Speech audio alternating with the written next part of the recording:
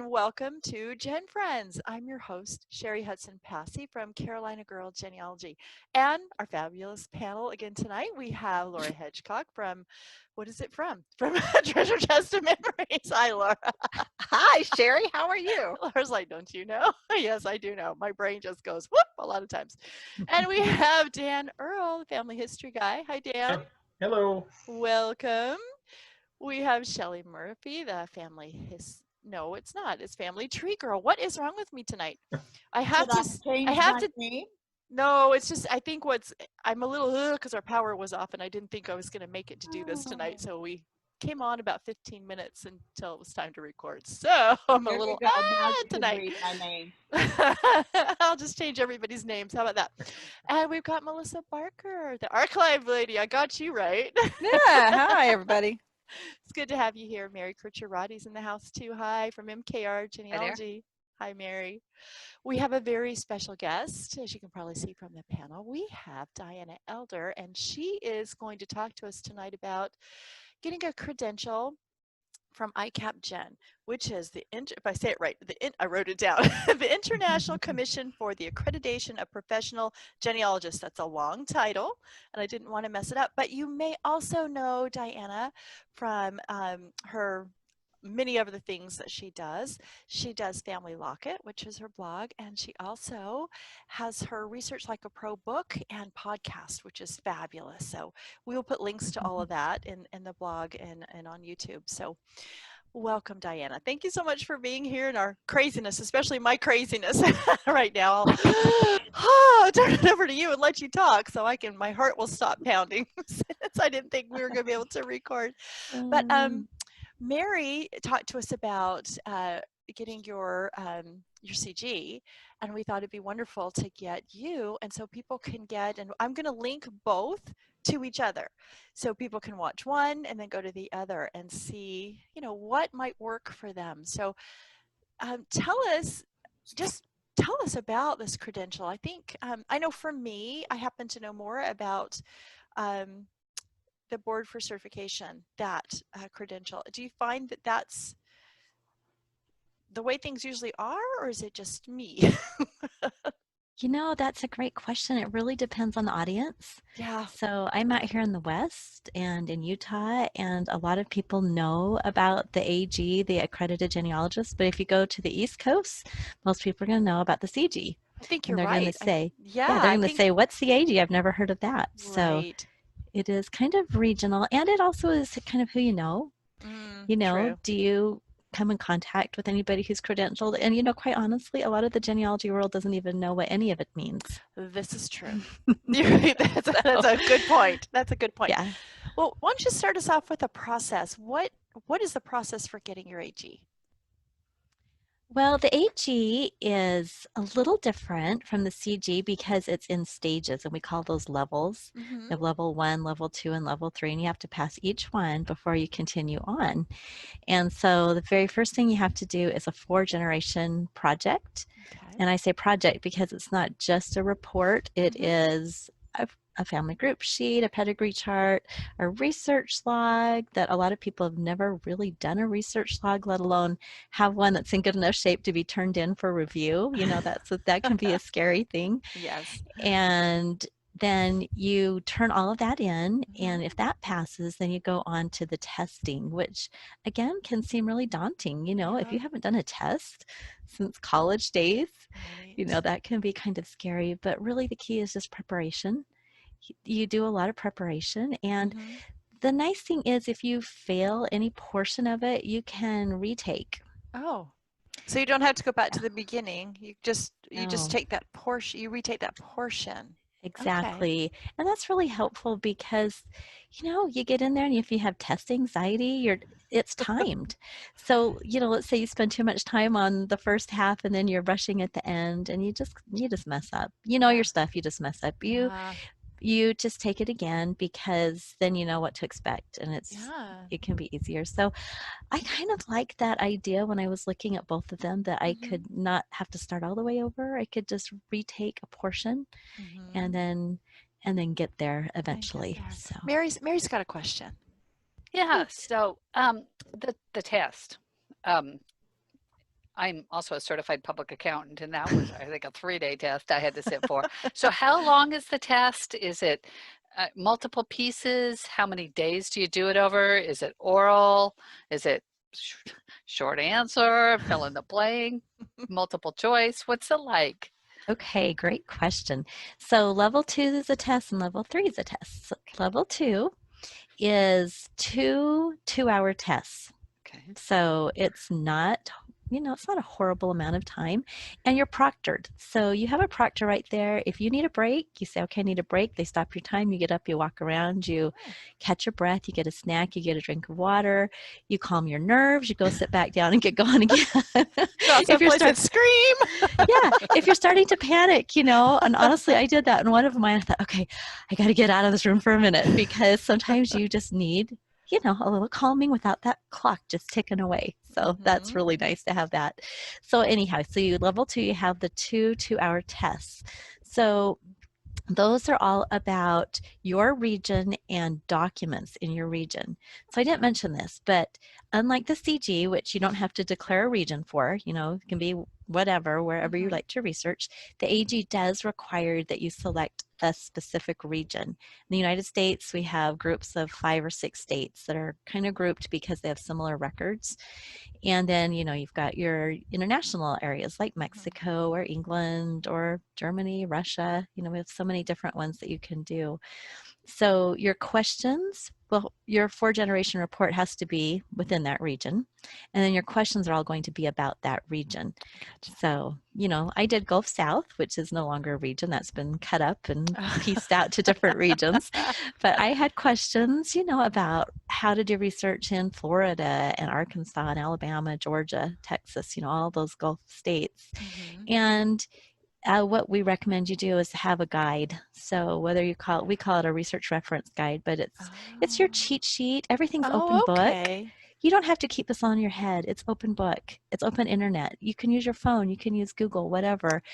But if you already know your stuff, it's a lot better because it's timed. Yeah, well, we were talking about that before, and we were saying, regions is great, it's wonderful, but like for me, I do South Carolina. That's not the only. If somebody asks me to do something else, I will look it up and get it done. But that was my thing. Oh my gosh, I can't get tested on North Carolina or Georgia or whatever. But if it's an open book, then perhaps it makes it a little different. Yeah, you could, and you have to have 80 hours in each state.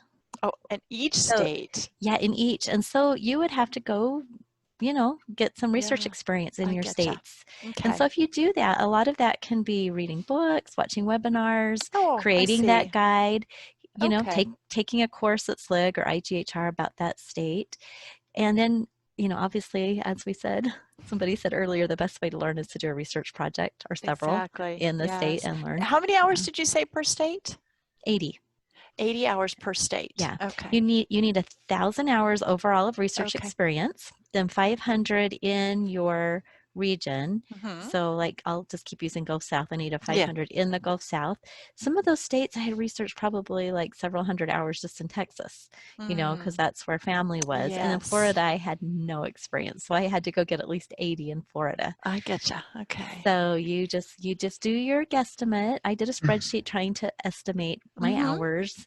You don't turn it in. It's on the honor system because guess what? If you don't have your experience, you won't pass the test. Yeah. Yeah. True. So let's see, Mary, back to your question. The 2-2-hour tests about the documents in your area, and is that one day that you do that in? Or? Yes. Okay. Yes, and where do you do it? Do you have to do Salt Lake, or can you? No, we do on-site testing, or when the world gets back to normal.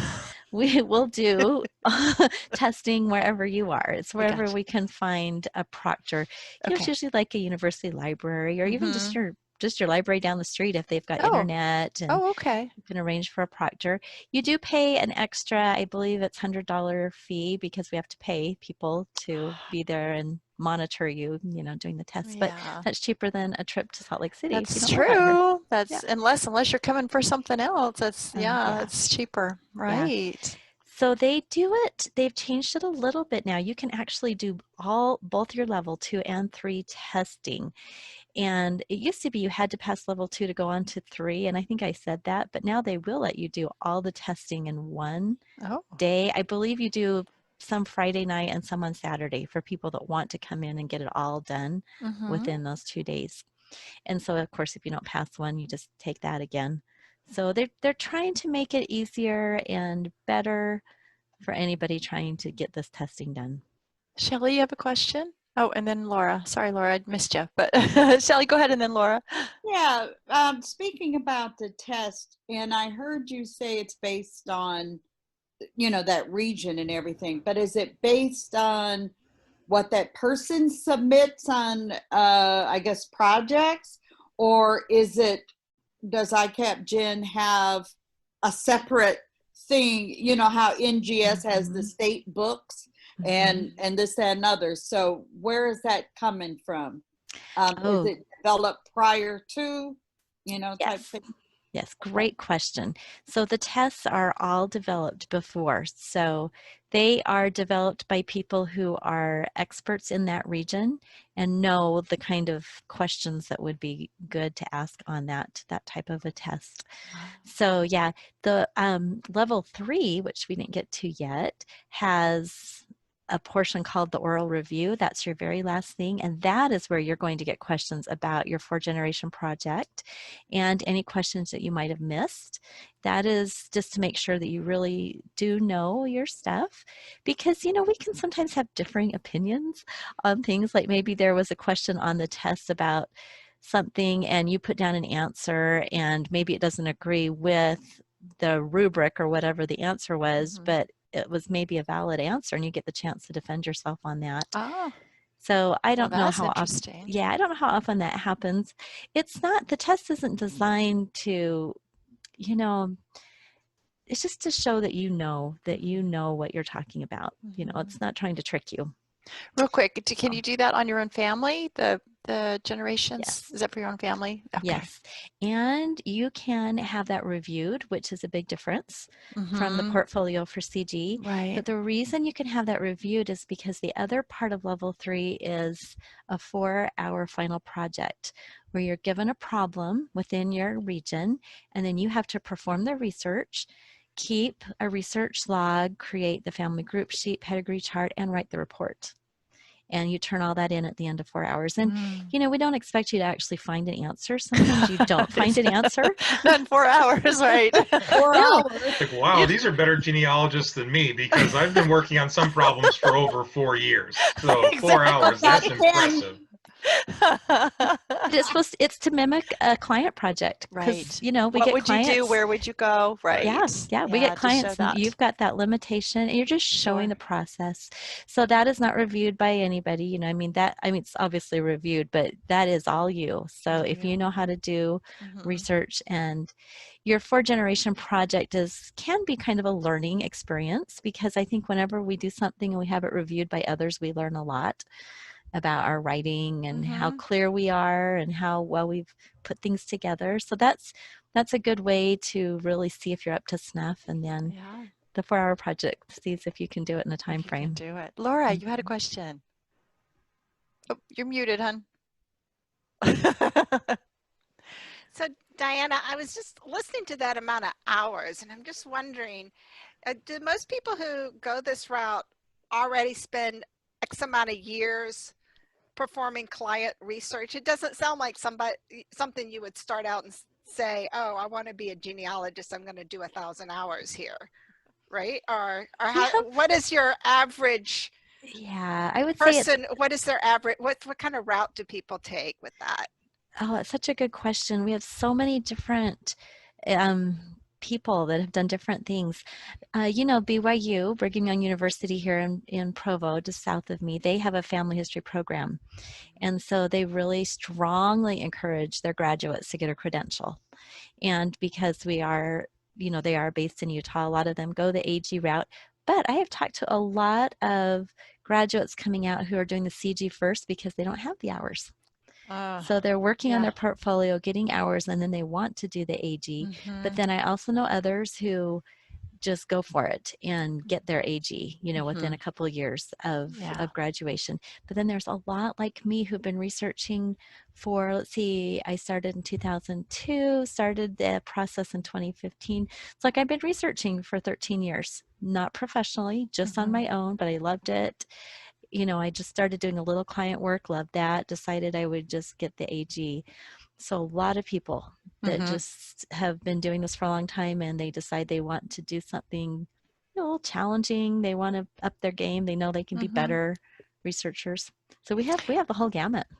And I know that, oh, sorry, go ahead, Laura. Go ahead. And then as an AG, when you are doing client work, does that entitle you to charge more, or does it help your reputation to get more clients? So what is the advantages of having it? Yeah, that's a great question. And I usually start this off talking about the benefits. So, I will tell you several benefits that just came to me personally. And one was that I actually felt like I was really qualified to tackle anything a client might throw at me. Because, let's face it, clients are giving you projects that often they haven't been able to figure out, and nobody in their family's been able to figure out for years and years. And then all of a sudden you're supposed to figure it out. So, if you have got that credential behind you, you've really learned the tools that you need to figure it out. So it gives you a lot of confidence. And then, yes, I think, you can charge more because they recognize that you've got that expertise. And my clients do love that I've got those initials behind my name. And it gives you confidence in talking to non-genealogists who are also looking for an expert. Like I have a brand new client, and I'm glad I didn't Google him before meeting with him on Zoom, because after I was grilled for an hour and a half and he hired me, I went and Googled him. I was like, oh, you are a really big deal. Oh, gosh. And I had no idea, and I went and elected him. I said, oh, that's why he was acting, not that he was mean. But most of my clients are like, oh, you know everything, you do it. But he really wanted to know how I was going to approach this. And it was very, very analytical. And it was a different experience. So I think that he was attracted to the fact that I had a credential, because in his world, it's all about the credential. And I can't speak to other clients, but I suspect that is a helpful thing. And I've heard other people say that they do get people that go on the ICAPGen website and email them. Look. Yeah. Tell us about the specialty tracks. So you can specialize in other things besides your area, or is there, like, I know there's an African American. Is that a separate specialty? Do you have to do something first, or can you just do the African American? Do you know what I'm saying? Yes, you tack that on. Okay. So you would do, like, if you wanted to do South Carolina, you would do the Southeast United States and then tack on African American. So your 4th-generation project would be on an African American family. Oh, so you do it all at the same time? You do. Gotcha. And then you would have extra questions. You would have special questions added on to your region that would. So it's still all the region stuff, and then tack on the African American. I gotcha. Yeah. Okay. Yeah. And what else? What other specialty? Is there anything else? Any other specialty areas? There used to be a Native American, but I believe that's in the process of getting either rewritten or needing to be rewritten. These tests need to be rewritten every few years, which is labor intensive because the world of genealogy changes. Oh, yeah. The test, can you imagine 20 years ago before the internet? That'd be a whole different test. Exactly. So things have to be redone, and we have to have AGs that are knowledgeable and preferably accredited in that area do those tests. So that can be a little tricky getting those tests written and done. We are working right now on, we've started the discussion about doing a genetic tack on, genetic genealogy tack on. Yeah. Because that's another specialty that not every person maybe would want to do that, but there would be plenty who would want to have that added on, as an extra to their credentials. So, it's always growing and expanding. That's great. And Laura, you had another question? No? Oh, okay. I I'm did. trying to. Oh, it was Mary. Sorry. Mary had the other Okay. question. Sorry, Mary. And I was in the chat, and Shelley had messaged me, so my message went to her. It's like, why isn't she calling on me? Sorry. It's okay. I saw that okay. and I was quiet. Okay. So sorry, don't need to laugh, Diane. I have two questions. Okay, so your 4-generation chart or 4-generation project. Does that have to be in the area that you specialize in? Yes. So you have to have one person. I mean, you have to have your 4 different couples. They have to have had one life event in the area. Oh, okay. So they can, they've moved out. Yeah, they can have moved out because that can be tricky. That can be tricky. I would think like I would probably do the Northwest because that's where I am, but it'd be hard to find somebody with 4 generations in the Northwest just because we're so much younger. So right. And we've changed it just a little bit to make it easier for some of those situations. Because obviously if you're doing New England, wow, that's no problem to find a family, you know. But my family in South Carolina who just never went anywhere. So. Yeah, you could do it all right there. You'd be fine. So, one county in Virginia. There you go. There I'm you go. all over. Yeah.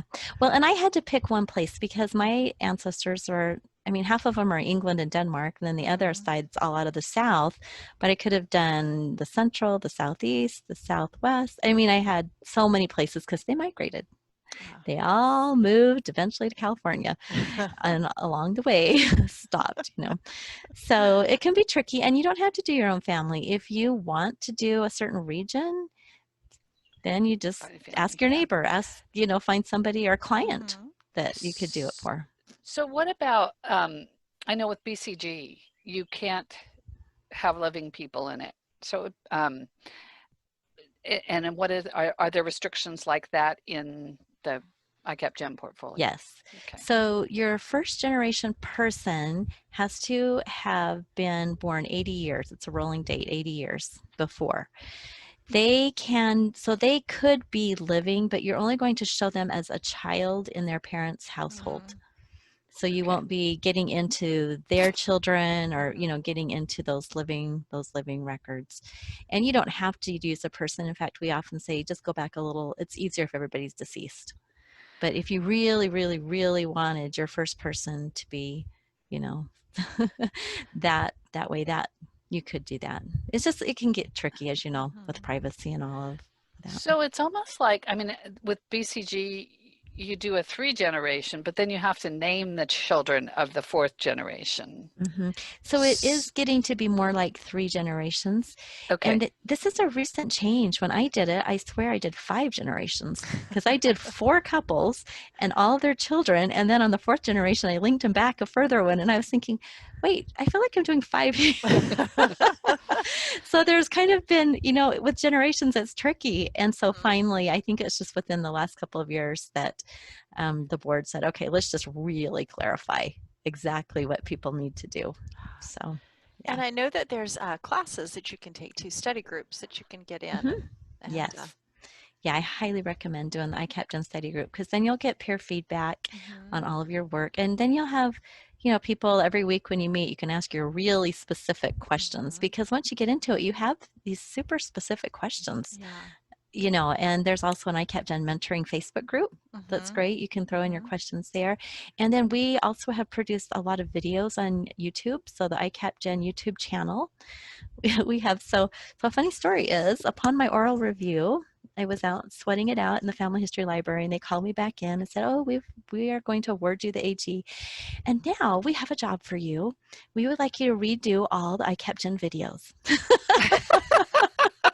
Well, so they were just waiting for me to finish getting that credential so I could give you your first assignment. That's so funny. And I had a team. In fact, Julie, that Shelley knows, that helped me. Julie worked with me, and we brought in some other people who were recently accredited because they were gung-ho and ready to go. And we produced a whole series of videos, and those have been helpful because you can just go watch your little specific thing all about level 2 and watch it over and over.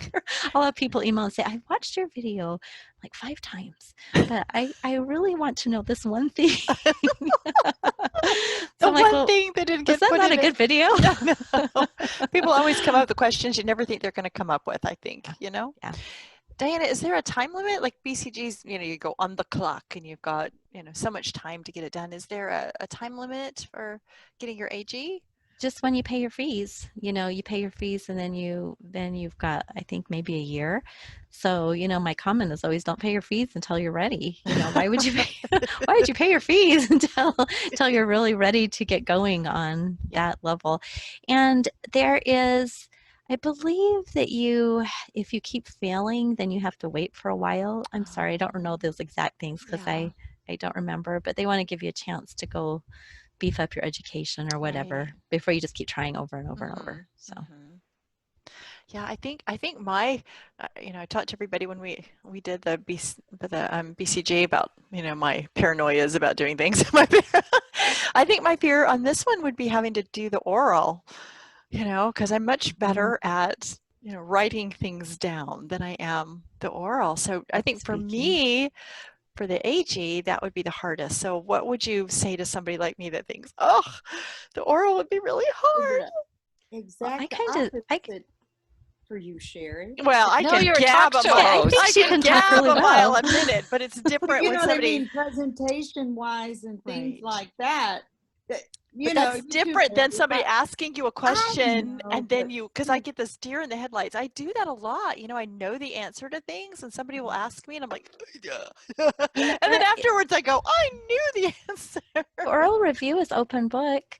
I went in without a okay. computer because I thought I would have a computer for some reason, but we went into this little room and they asked me a question and I kind of blanked a little bit and they said, you can look it up. So I just pulled out my phone and looked it up. Oh, okay. All right. See, that helped right on. That helps. Okay. You can take in your laptop and you can take in all your notes because again, when you're doing client research, we don't keep it all in our heads. Exactly. We're constantly referencing things. When did this become a state again? When are probate records available? We can't know all that stuff. We know how to find it really fast. Right. And that's a good test. If you think about it, that is a good test of, okay, I gave them this question. Can they find the answer? Right. And really that's what it's all about. Can we figure these things out? Can we go to the right places to research? Can we analyze these records and figure out what they're saying and where to go next and create a research plan and a log and all that kind of thing? So yeah. Now, one of the situations is occasionally there might be a candidate who's done really, really well on everything, but they are just a little shaky on a record set that's very important for their region. And in that case, they might be given a project, say 20 hours to go work on England parish chest records, something where they've just seen a little bit of a weakness and then you'll be given a project, which is our way of saying rather than redo everything, just that sounds fair. Work on this. I like that too. I like that a lot. Yeah. So really, we're really trying to help people succeed. That's what I was going to say. Building people up for success. But then we still have a bar. We're here, so you can't just give it to everybody, right? Yeah. So, or else it wouldn't mean anything. Exactly. Yeah. We expect people to try hard. To really work to get there. I'm looking to see, did anybody else put a question in the chat? Who else has got a question? I know you guys. Mary. I had the second half. Oh, okay. I was trying to read it without. Might as well just let you. Yes. No. So on the clock, going on the clock, do you have to be on the clock and have paid your money before you could watch the YouTube and join the Facebook group? No. Okay. All of that you can do. Yeah. Nope. It's all out there. That's all. Because like BCG has their action list, but you don't get on it until you've gone on the clock. Right. Yeah. You get the on board and all the different things that can help you. Yeah. Nope. It's all just out there. You don't have to do anything. I might have to watch some of those videos. I know. I think Mary's gonna go for it. Good, Mary. There's a few people. How many? Do you know the number? There's a few people that have both. Their CG and their AG. And so it used to be about 7, but our numbers are really growing because it's becoming. I think it's just becoming a popular thing to go for both. It's a lot of work to do both because then you have to renew every 5 years. Exactly. For both. Now, so right with the AG, you can have people look at what you're doing, though, right? You can have people help you out. You Oh can have yeah, it reviewed. Where with yes, for the four with the generation CG, you project. can't have anybody review it. So Right. yeah, so that's a difference. Yeah. That is a Now, big difference. do they both have codes of ethics though, right? Mm-hmm. They're similar in that way? Yeah, and they're very similar to the APG Code of Ethics. I Okay. think they're all very, very similar. They're just saying that you're going to do honest work for a client. You're not going to make stuff up. You're not going to make up genealogy, because that is why all this started. Right. Because back in the day, early 1900s, genealogists were making up genealogy and making money on this. Yes, this is true. Really? Yes, I Yeah. actually had a client that brought me some paperwork that her family had done, like her grandparents or something. And the conclusions they were trying to trace back to this one German immigrant, because everybody wanted to be, part of that. There was no documentation. And they said, yes, and history says, blah, blah, blah. And I'm looking at this going, there is nothing to connect these families at all. So you're right, people would do that, and they would write the report based on what the person wanted to prove versus am I royalty? Well, I'll make sure you are. Kind of thing, Yeah. So. The whole lineage, I mean, I know we're doing it, but just the lineage Yeah. And so it wasn't, people were getting, and that's, you're right. That's why, we need to get some people that have credentials that can prove they know what they're doing and that type of thing. Which came first, the AG or the CG? They're so close. It Are was they? 1964 that they both. It's really interesting, and it was independent on the East Coast. Isn't that The interesting? Board for Certification of Genealogists was born, and then in Utah, it was back then. It wasn't ICAPGen. It had a different name. Genealogy Society of Utah, I believe. Oh yeah, maybe. So there was, and they both recognized the need for a credential. So it was 1964. They both got started, and I think the first AG was given out just like a few months before the first CG, just like literally just very, very close, which is super interesting. That is interesting. Yes. Well, it's so interesting how they're so different, And what I like about the fact that they're so different is, what will work for you. You know what I'm saying? Yeah. Your workflow and what you're doing. And I think and I think that's why people tend to go to one and then the other, even if they decide they want to get both, one may feel more comfortable based on the description than the other. So yeah, we have a lot of people that do the AG because they want the regional expertise. They want to be known as the German researcher or a New England researcher, or I wanted the Southern researcher. Plus, I wanted to bring myself up to that level since I have, on my paternal line in the South. I just knew, one of the instructors did. I went to a whole course at the BYU Family History Conference on accreditation, and one of them said, if nothing else, this will make you a better researcher. Oh, sure. And I'd come to the point in my research where I'd hit all the brick walls. You get to that point. You've done everything that you can with your level of knowledge, and then I'd hit all those brick walls, and I thought, well, if I'm ever going to get past these, I need to get better. Yeah. And so that really struck a chord that if I did a Southern accreditation, then maybe I would learn how to get past all of those brick walls. So a lot of people do want to have that specific regional focus. So a lot of the European specialties, or I should say areas, are really in demand, like Eastern European, a lot of those difficult areas. So yeah. So did you get past those brick walls? I'm working on them. I always look over at my pedigree chart, which is like on my wall. It has all these little blanks. So yeah, we're working on DNA. In fact, if you've listened to my podcast, you'll know that I just found out that George W. Dillard is not the father of my Cynthia Dillard. He's the one that I talk about a lot, that case study. I had circumstantial, indirect, whatever evidence that looked like he was just it. And then somebody who listened to a podcast or something emailed me, and she said, I have the family Bible. I'm like, where have you been the last 10 years of my life? Exactly. Oh my goodness.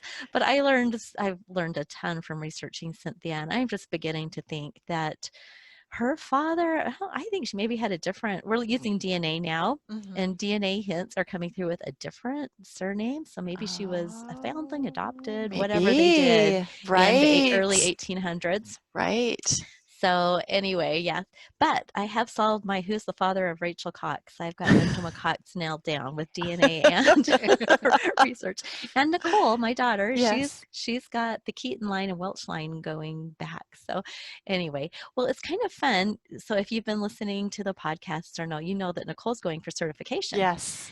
And we talked about that, and she had been getting all her hours in South Carolina, Cheri, with her Keaton and Welch family. And then they changed the regions, and the region she wanted to do, or the project she'd started, it wasn't going to work.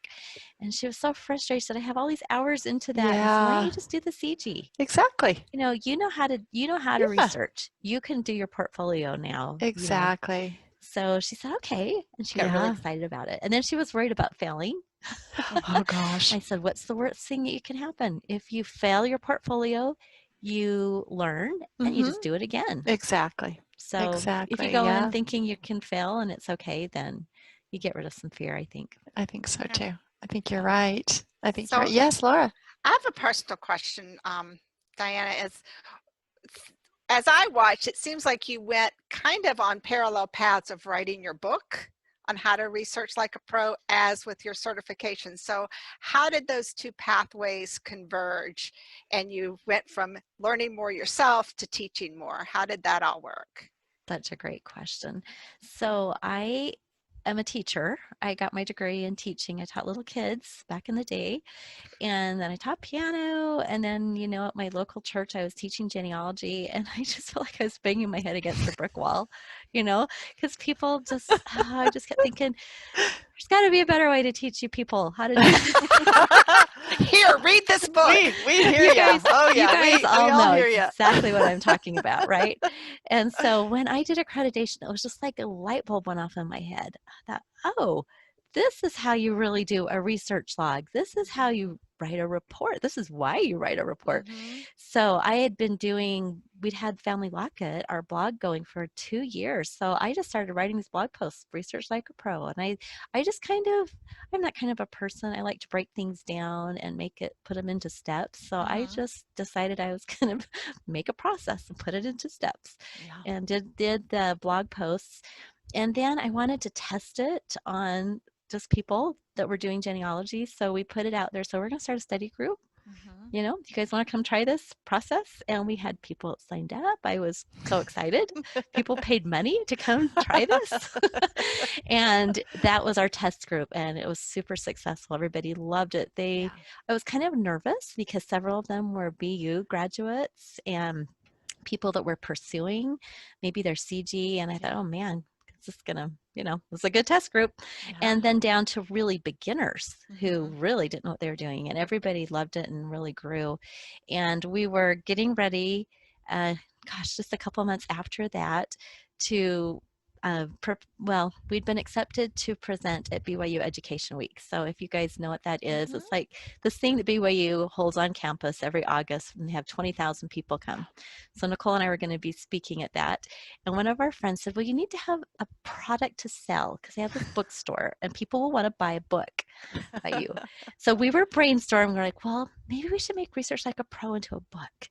And Nicole said, I'll do it. I'll figure it all out. And so, we put it together and did the ebook. And then I was teaching my class at my first ever class at Roots Tech, and it was being recorded, which is always exciting.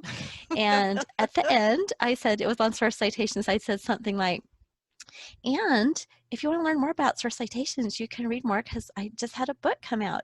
And I couldn't remember the title of the book because we had gone over so many titles. I was like, and it's titled, and Nicole was on the front row, luckily, and she yelled it out, Research Like a Pro. I'm like, oh yeah. So funny. The dumb things that we do, it's hilarious. But anyway, it's a good book. I'll put the link to all that Yeah. blog post, and yeah, it's a great book. It's a really good book, and I would think that if you were, that'd be a great book to get you ready to try for accreditation, to go and start. Yes. Yeah, that's because, like you said, you broke it down into the different Yeah. steps. So that would help anybody who was thinking about that, maybe going through that book thinking, oh, I can do this, and oh, I can do that. Maybe, maybe I can do this. So Yeah, Yeah. we've had a lot of people that have graduated from our study groups and that we've worked with that have gone on. They're on either accredited now or on the path, and several of them are doing CG or doing certification. So yeah, it's like a good entry level into becoming, a better genealogist, kind of moving up. Yeah, yeah, it's a great book. Anybody else have any questions? You've done such a great job of Of explaining. of explaining. Yes, you have done a great job. This has been really fun. Like I said, and we'll put the links. Anybody watching this, if you haven't watched the one for getting your certification, we'll put the link and you can go back and look at that, and you can kind of go back and forth and see the differences. And that's kind of why we wanted to do this in two different videos, two different GenFriends, so that people can kind of see what they think is right for them. And that's really what it's all about. There's no right way or wrong way. It's what works for you. And then maybe you can end up doing both and becoming, one of that group of people. Mary probably will. But yeah, because Mary likes to collect letters behind her name. She does. Go for it, Mary. Yeah, Mary. We Don't are go for idle. it, Mary. We'll You don't support need. Mary just likes to learn. Yes. Yes. for it. Likes You to can learn. see it in her eyes. Yes. Okay, I will say, I define a good day as one where you meet somebody new and you learn something something new. new. Oh, absolutely. Isn't Absolutely. that right? But with Oh. COVID, I'm not meeting many people new, I'll tell you. Not meeting too many people through Zoom, maybe, but not, Yeah. but not in real life. So, thank you so much, Diana. This has been wonderful because I've read a few things about and listened to a few things, but just having you come on has helped me clarify several things about the differences and the two credential programs that we have. So we would like to, everybody, we'd like to thank you for being here. And with that, we will see you next time on GenFriends. Bye, everybody. Bye-bye. Bye. Bye. Thank you.